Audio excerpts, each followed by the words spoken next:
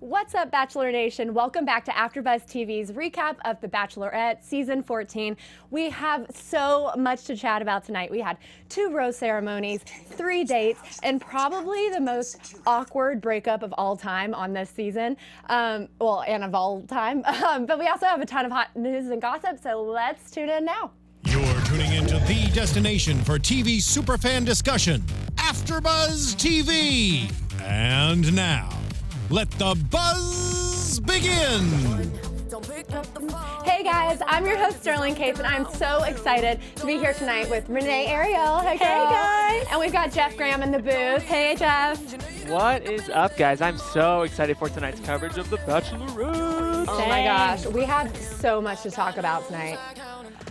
I couldn't even find my words in the intro because we had so much happen tonight, and John Block completely threw me off with his exit.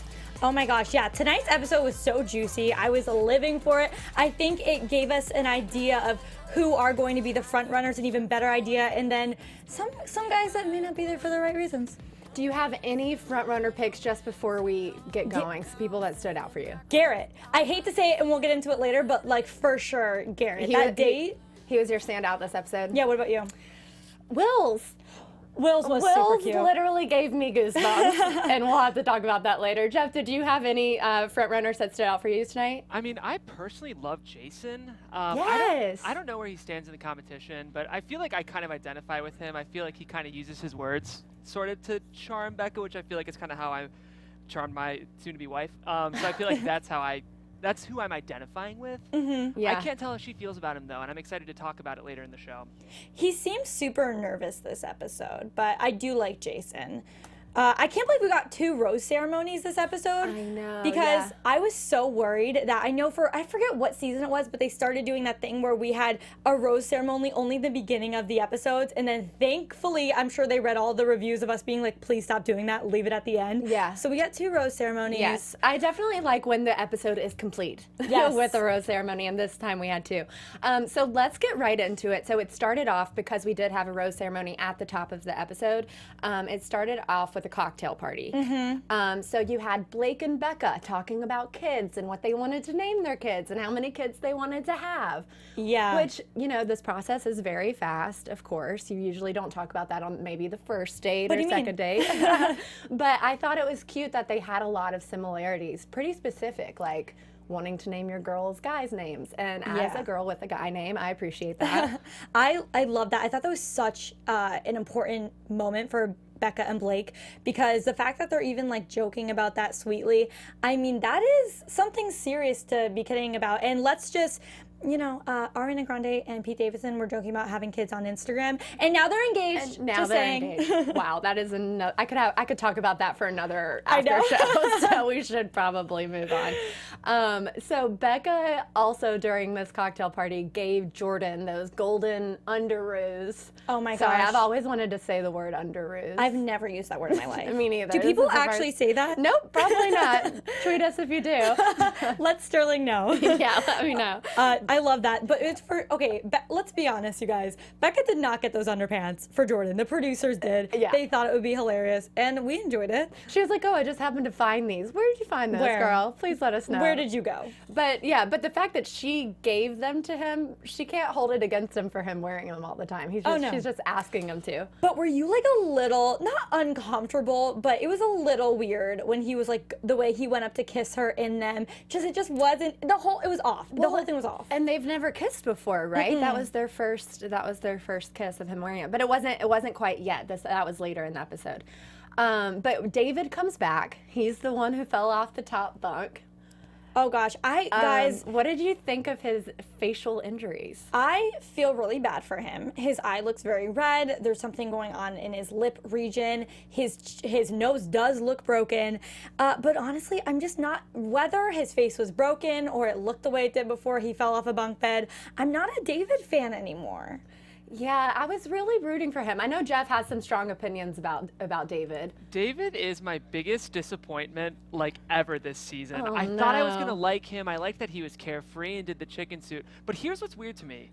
when David first came in with the chicken suit, I assumed that he would be like kind of our funny, secure guy. Yeah. He seems so insecure throughout these 3 episodes. It's so weird. I'm like, dude, if you're really that, like, don't be threatened by Jordan. Like, clearly Jordan's not your competition, and to keep bringing him up and harping on him looks really weak to me.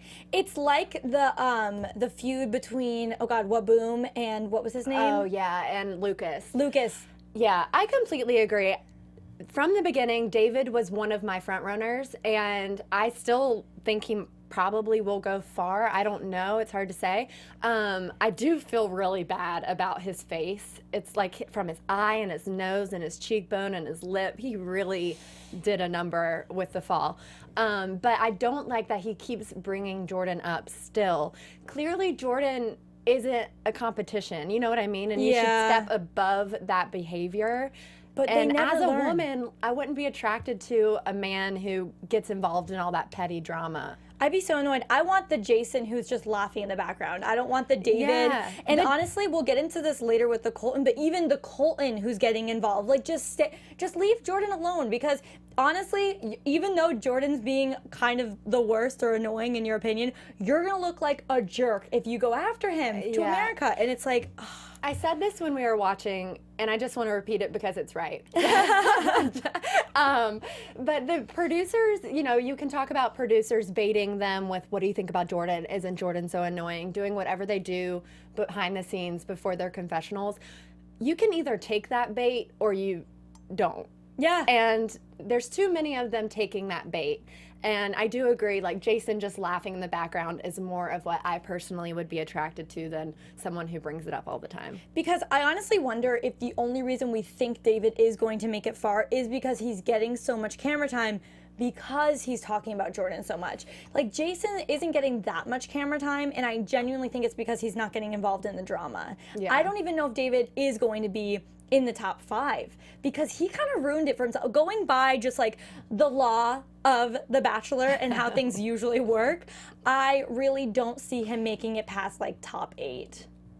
I think so often on this show, the best way you can get a read on someone is how they act around other people, right? Because they're always going to put on a show for Becca, but like, I think Jordan is a great litmus test to get a sense of all these guys' personalities. Yeah, like, that's I feel true. like David kind of seems douchey around Jordan, whereas like, I think, again, Renee, the way Jason's handling it makes me really like Jason. Yeah. So sometimes seeing the way they interact with Becca is never the right way to see who they really are. Yeah, like personally, when I'm dating someone, what I really pay attention to is, of course, how they treat me, but also how they treat everyone else. I want to see how respectful they are to my friends, to their friends, to complete strangers. Yeah. That says a lot about someone's character. So when everyone's getting like, whoever's getting insecure on the show and then tearing down others because they're insecure, I'm just not a fan.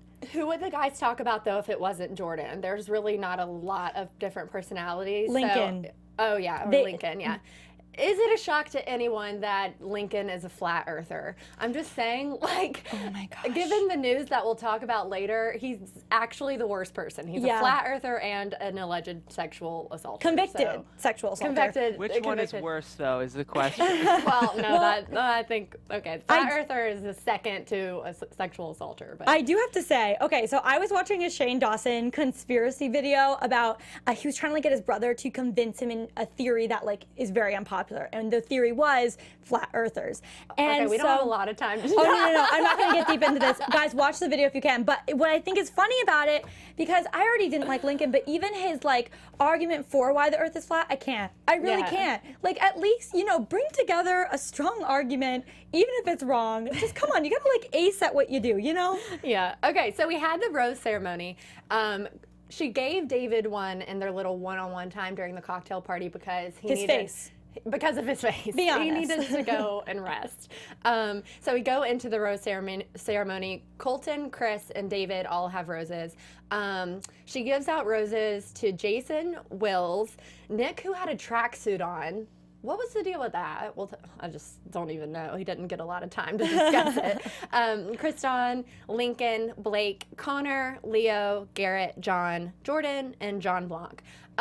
There was no exit interviews for the 2 dudes who got eliminated. So one of them was Ryan, the banjo guy. Banjo and long hair. That's And what I long call hair, them. so sure. Okay, so then she announces that we're going to Park City, Utah. Woohoo! Yeah, they always have to act excited. I'd be like, where it's cold, that's where you're going to take us? So their first date there is a one-on-one with Garrett, who I've said this the past couple of weeks. I am very conflicted. I'm just going to be transparent about that because he's so cute on the show. I love everything that he's doing. If I didn't know what I know now, behind the scenes, and his history, I wouldn't be as skeptical. Can you say what you said before this about you'd love him, but you're woke? Oh yeah, I said something really funny. Obviously. I don't even remember what it was. What did I say, Jeff? It was something like, I'd love him, but I'm woke. I'd love him. Oh, I'd love him if I wasn't woke. Or if something. I wasn't woke, yeah. That's what it was. That's how I feel. So yeah, take it or leave it. This was the first date that I was like, oh my gosh, I think right now she thinks she's going to pick Garrett. I mean, we got I believe our first jumping in the arms on a one-on-one moment, which that happens every single season ever of any Bachelor or Bachelorette show. But I think this was the first of the season, and then just like the whole thing, she seems so crazy about him. She even said that he reminds her of her dad. He reminds her of home, how crazy she was about him. We have not heard her talk that way about any of the other guys. She seemed super giddy. They were goofing around together, looking like they had a ton of fun. I mean, they literally skipped to go bobsledding. This was like schoolgirl level love. Like I couldn't. Becca's usually pretty composed and good with words, but like, boy, she's head over heels for Garrett, and like, it doesn't really seem like. I mean, there's other guys she likes, but the way she's losing her words and her ability to speak, just like I am right now, that seems like Garrett's the only guy who's doing that for Becca right now. I wasn't going to bring this up, but they're talking about it in the chat, so I can. Thank you very much. Eliza Bautista says Garrett's reaction to the lesbian coaches, the bobsled coaches, is everything. And then Megan B said, right, I was watching him so closely in that moment. That's relevant just because of his likes on Instagram that came out with his particular political views. Yeah, I see. I'd have to watch it back because we were paying attention, but I think I need to like pause it, rewind, watch it like at least 3 times and really pay attention to it. But in that moment, all I could think about, and that's what I hate because now that's all I see, and there's these sweet moments, but then I'm like, but is that how you really feel and believe about things in the world? Like it worries me because he does seem like such a sweet guy, but I mean, gosh, we all like him so much that we are trying to like justify why he could have possibly done that. Right. Like Jeff was like, maybe he has a really bad sense of humor, but we're all like, that stuff doesn't pop up on your timeline unless you like that stuff. I actually was pleasantly surprised by how he reacted to the lesbian thing. I mean, like at worst, he's a great actor. Like I didn't feel like I sensed any kind of, I don't know. I feel like people might be trying to insert homophobia here. I mean, we know it might be there because of his social media history, but based on the edit and his reaction, I didn't really see anything. Yeah. I mean, if I were him, I would be so excited about feeling like I was in a scene from Cool Runnings. Yeah. So that's all I could think about. I was like, this is a dream come true for me. If I love that movie. Okay, anyway, moving on. So during their one-on-one time later that night, he reveals to her that he is a divorcee. Is that do you say that with guys? Divorcee? I don't know. We can Jeff, say it. do you say that for guys? Divorcee. Divorcee. I don't know. I'm making that up. No, I have no idea. definitely divorcee. Do you say it the same way? I don't know. Okay. Fiance and for the guy and for the girl is different. I thought it's different. Oh, but it's spelled differently. But Spelled differently, but it sounds the same. So honestly, I don't know. I've never been married. I'm not engaged. I don't know. But yeah, he revealed that he got engaged after dating someone for 1.5 years. Then they got engaged, and they dated another year before they got married, and they broke up 2 months after marriage. So it's like the opposite of what they do in Bachelor Nation. Yeah, so they're talking in the chat about not being able to justify any of Garrett's behaviors. And I think that's important just because, like Misha C says, she says, as a woman of color, I don't have the luxury of being open-minded about Garrett. Can't justify that. Anyone who's down with Tommy, Lauren, can't sit with me.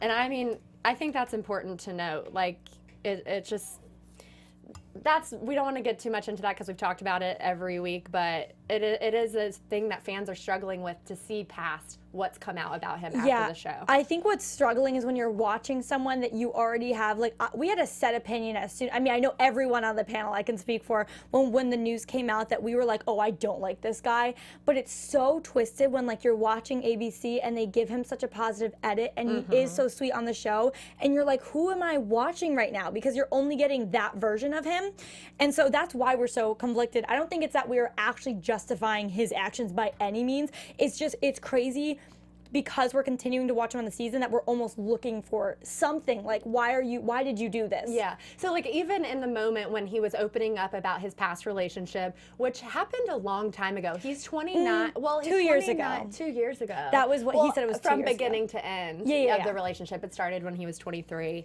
They ultimately were only married for 2 months. And when he's opening up about that, you kind of was, I felt myself like, okay, that's nice that he's opening. And she was like, applauding him for being so vulnerable and all this stuff, and I was like, he hasn't told you everything. Keep your guard up. I know.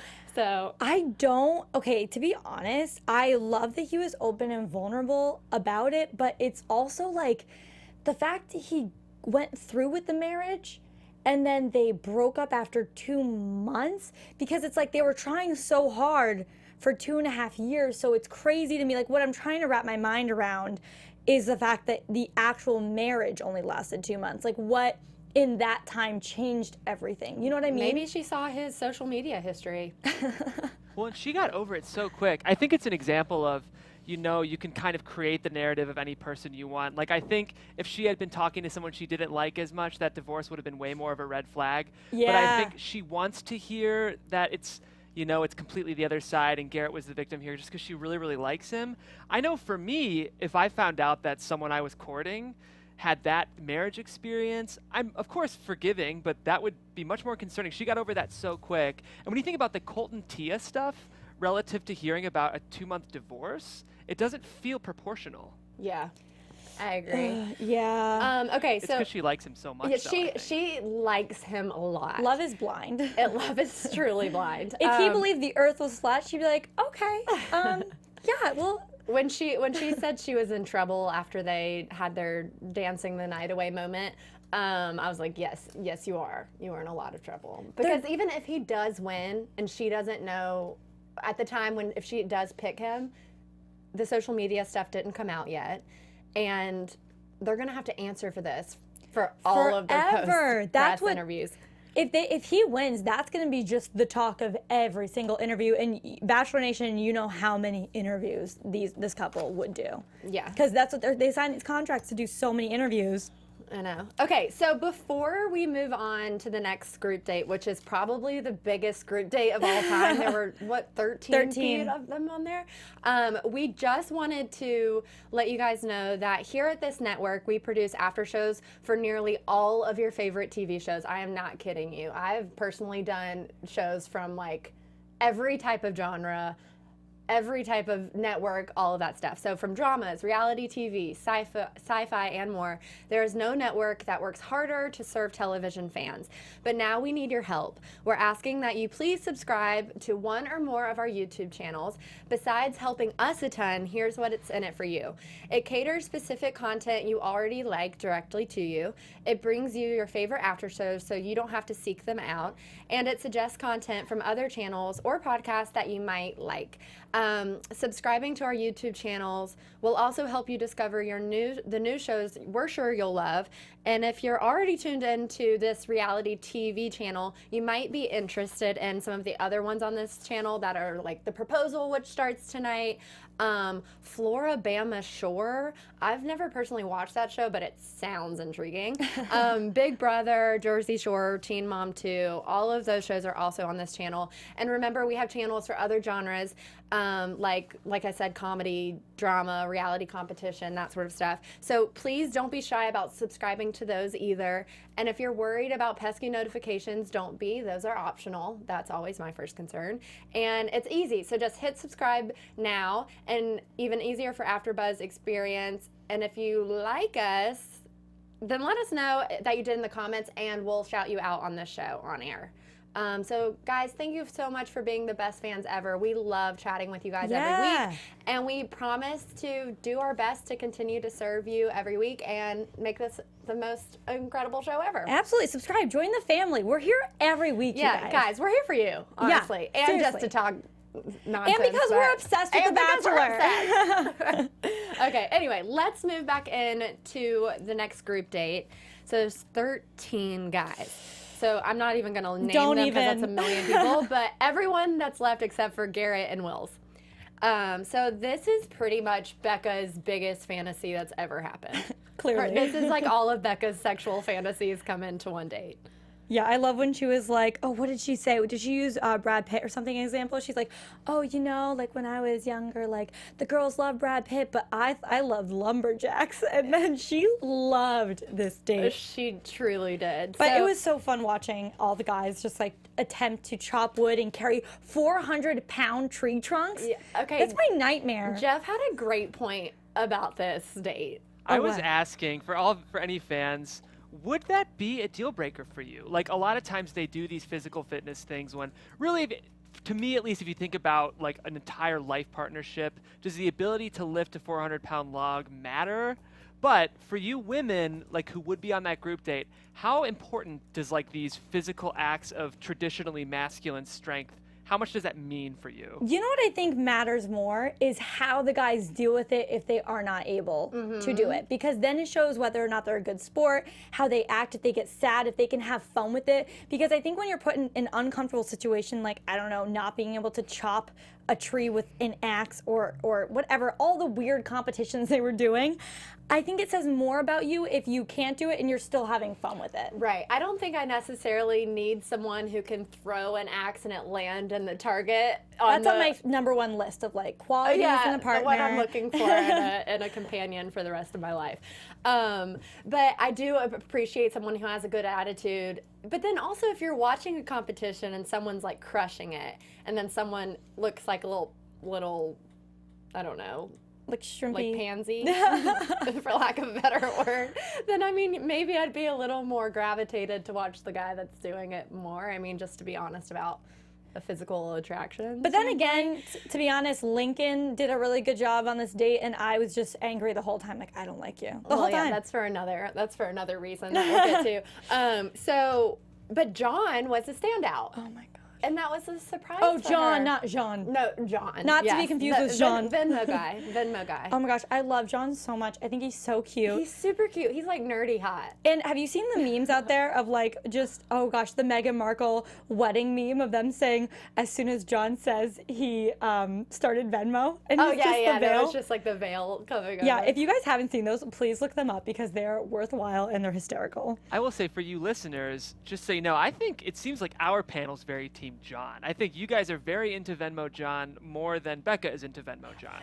This is the first week that he's really stood out for me, so I'm just riding off the high of being excited about it. I just like him because he's cute and I think he's genuine, and there's so many guys who I question their character, and I don't question John's intentions. I think John has enough success where he's not trying to get on here to sell Sugar Bear hair gummies. Yeah. I think he's just this cute, like, kind of nerdy guy who, you know, who it made built, how much is that worth? How much is Venmo worth? I couldn't tell you. A huge app, and he's just trying to find love. So I'm a big John fan. Yeah, it was also really endearing to see how excited he was that he kind of surprised himself. He not only surprised Becca, but he's like, wow, I'm actually doing pretty good out here.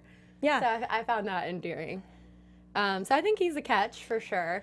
Any other standouts that day? I mean, we kept seeing, there was in the confessionals, we would see Colton pop up and talk about Jordan. Yeah. And Jordan was obsessed with David's face and saying that David's not going to make it far. That all seems stupid. No. We were talking a little bit about how dangerous this date Yeah. seemed.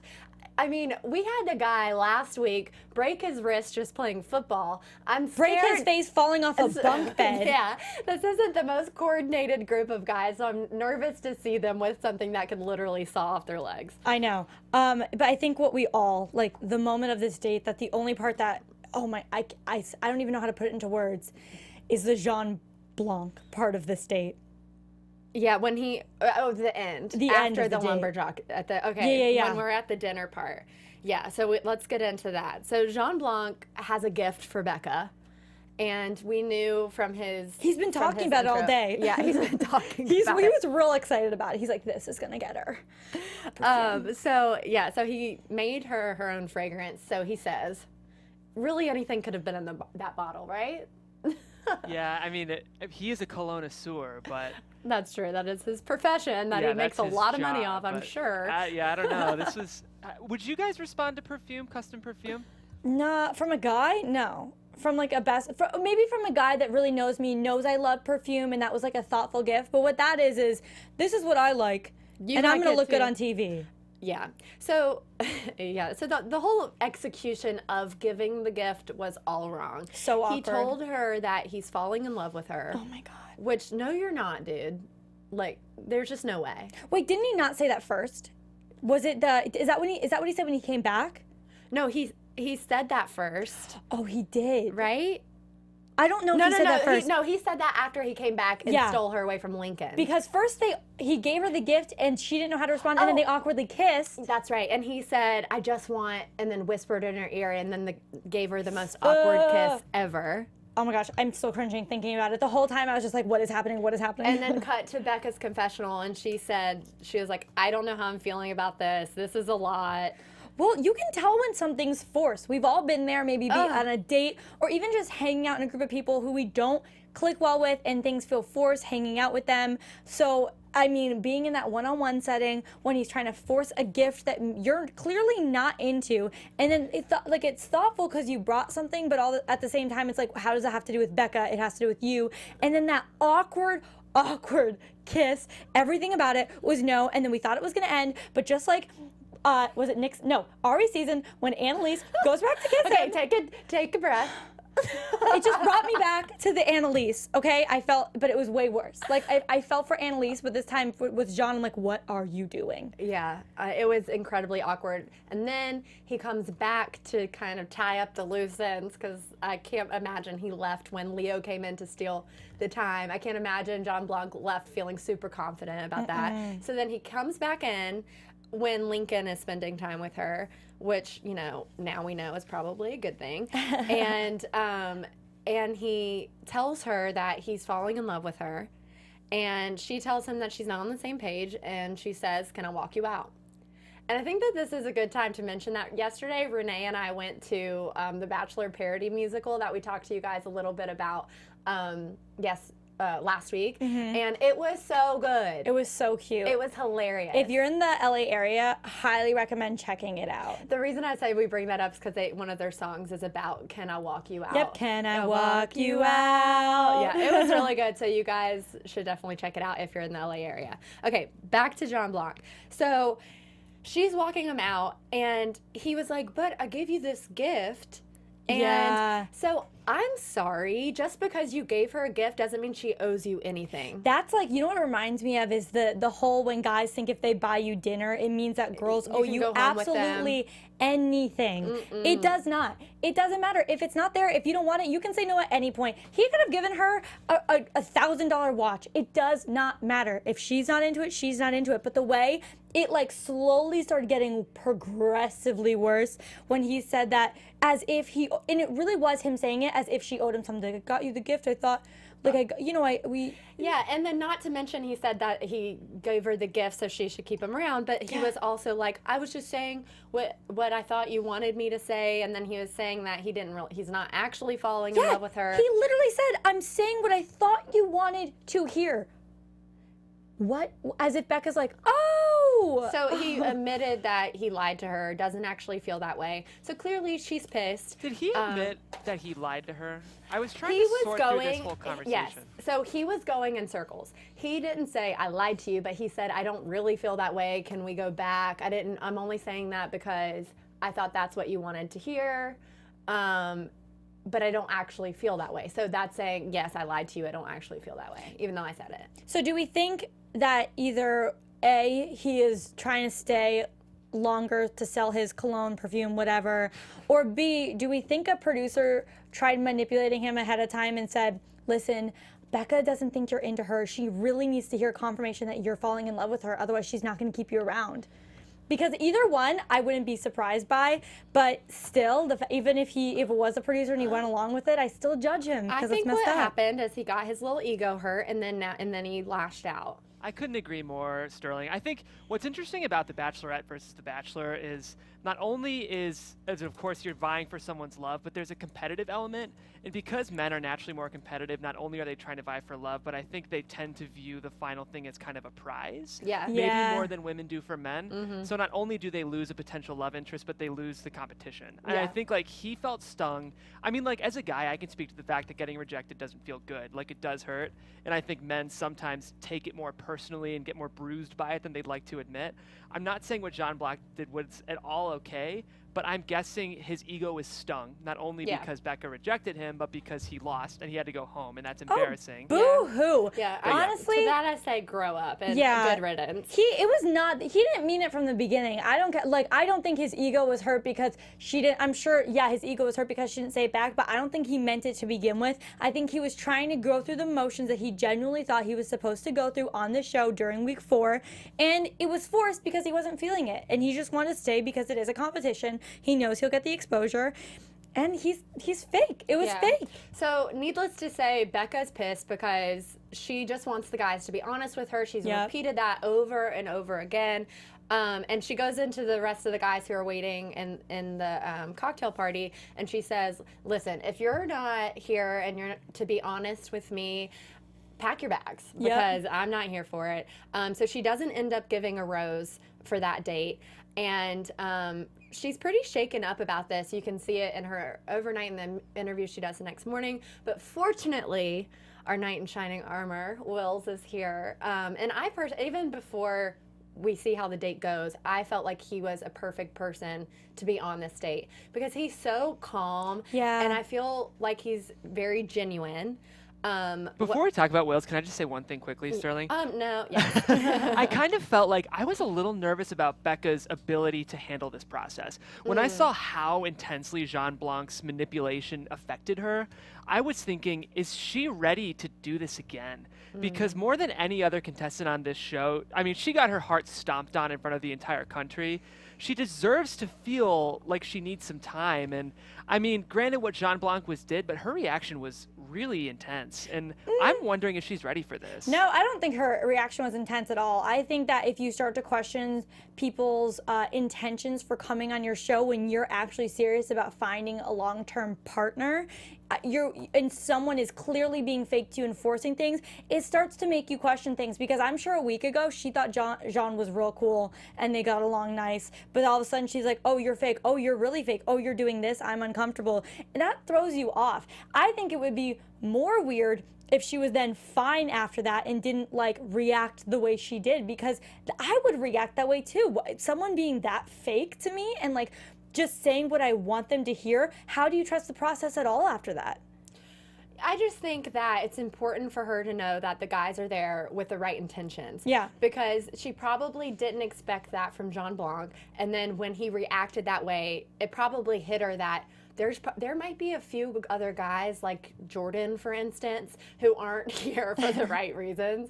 So I don't know. I think maybe that might have hit her, the reality that there might not be anyone there that's actually serious about this process. It was the day of the date when she had no words at all. I think anger felt justified when she was so unable to even find words. And that was when I was like, I hope Becca's okay. Like, Yeah. she looked a little unstable there to me. But again, back to Wills, he did an amazing job. Yeah. Yeah, he really calmed her down. I really like Will so far. Me too. I do think he needs a little, for Becca, I think he needs a little more energy and a little more of that like goofy side. But maybe it's there, we just haven't seen it yet. Yeah. But I really, really like him so far. She does say before the date starts that she hopes that he will go slow because she's nervous about, especially coming off the date with Jean Blanc and all of that. So they go snowmobiling, which looks super fun. And Will's is super attentive about making sure she's okay and making sure she's comfortable What did you think of this date? So this date made me really like Wills as a person. I think he is what she needed on this day. I think they have great chemistry, but their connection kind of reminds me of the same connection with Luke. He reminds me of Luke because Luke was very calming until all that stuff happened at Winter Games. I mean, that's not like him, but Luke was very calming during Rachel's season, and they like that kind of romance and that steaminess together. But what I think Becca needs is someone, like you're saying, more fun, and I just did not see that on this date, and it could be because she was thrown off in the beginning, but it felt just very like that physical chemistry was there. He was emotional, but like there's not like that fun element to them together, chemistry-wise. To be fair, this was a pretty serious date considering There was considering her. But like her mood going into it, Yeah. she was super frustrated still from the night before, and I think he was doing everything he could just to make her feel supported and comfortable. But on that note, do you think if it were Garrett that day, it would have played out the same way, or do you think it would have been more probably fun? would have been skipping That's what around, I'm saying. I probably. think when you're really like you have that fun connection with someone, it's not that hard to kind of get. I mean, they're on that date for hours. I think it would have gotten to a fun point, regardless of how her mood started. Not to say though, I really do like Wills a lot. Yeah. I'm just hoping to see that more fun chemistry between them, like a friendship on top of it. You know. So later in the episode, he opens up about his past relationship of being with his ex for 3 years. They've talked about marriage. They've talked about having kids. Talked about, creating a life together. And he says that she asked for a hall pass, which is a huge red flag. And then he finds out that and catches her red-handed cheating on him. So they both have the experience of being blindsided by a serious relationship. And that's something that they can connect on. And this is one of the first times we've really seen Wills open up about his past and not just being the supporter and sort of being vulnerable.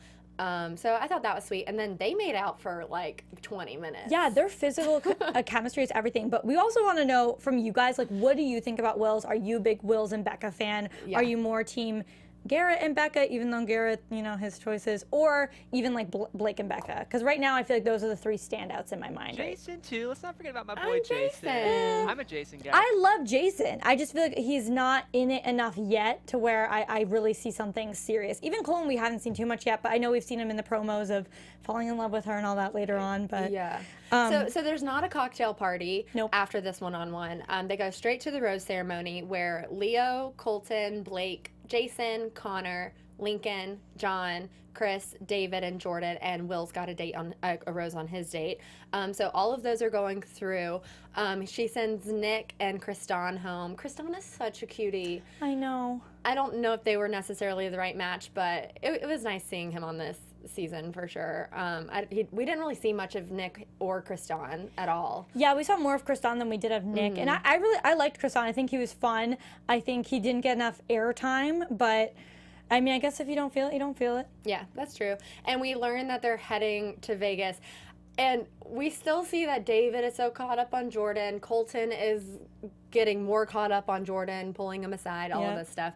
And in the promo for next week, I just have to bring this up. Jordan said, "You can squeeze me and get everything out of me. I'm like a sponge. You can squeeze me and get everything out of me, but you never know unless you try."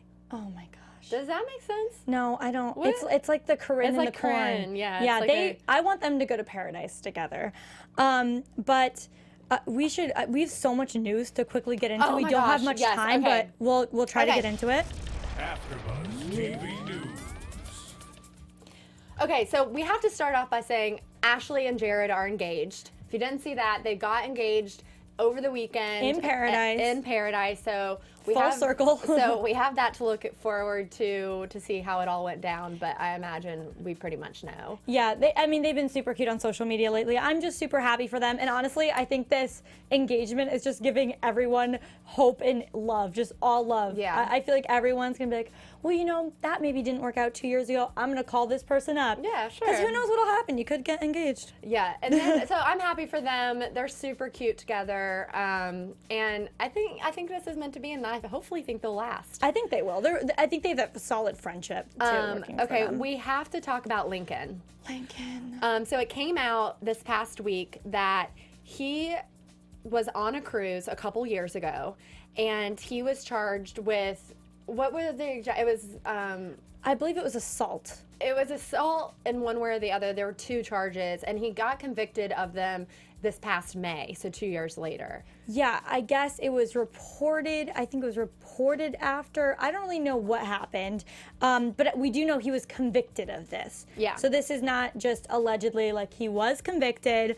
So I already wasn't the biggest Lincoln fan, as you may have known if you've listened or watched our show. But this took him to a whole new level for me. I think that's so slimy. I'm mostly mad, to be honest with you. I'm mostly mad at ABC right now because there's no. How did they not know?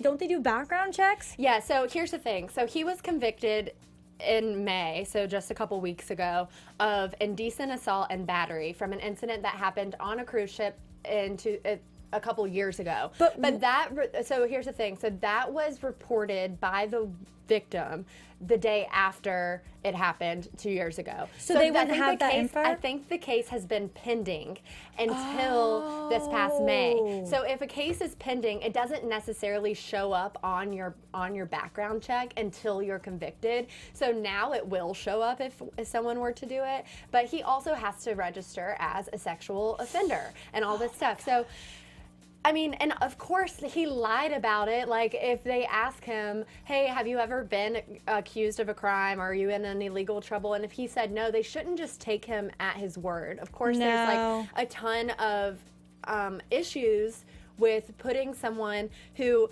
is who is now a convicted sex offender, on a reality TV show with a woman for dating, where they're spending one-on-one time, all of this stuff. It really is scary. Like, I'm glad, hopefully nothing happened with Becca, but it is a huge risk. And I think lastly, we mainly want to get your thoughts on this, so we won't get too deep into it because it does have spoilers. So you guys, if you're listening and you don't want any spoilers of the season, we're not talking about winners. It's just spoilers of what's going to happen in Paradise from what we've gotten in photos, or whether I don't know if it was photos of them hanging out or what, but there's some drama going on between, actually not even between Tia and Becca M, it's between Becca M and Raven. They've had a Twitter war. Raven has now blocked Becca because Becca called out Tia for having a plan with Colton the whole time. I don't know what happened. There's photos of Tia and Colton hanging out. We want to know your thoughts on that, so please get into the conversation